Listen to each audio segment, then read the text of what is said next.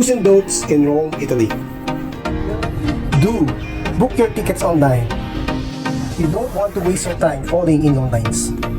Don't ignore emergency exits. You might need it. Don't expect it to be empty. 1,000 people visit the Trevi Fountain every hour. Do visit so early to enjoy the Trevi, preferably 6 to 7 a.m. Don't rely on buses. Take the train. It is fast and efficient.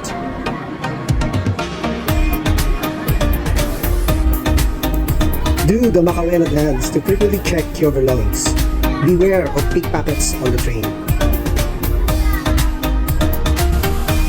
Don't take lots of pictures. You might miss out some amazing things. Do pause and have your moment. Let it all sink in. Enjoy your stay in Rome.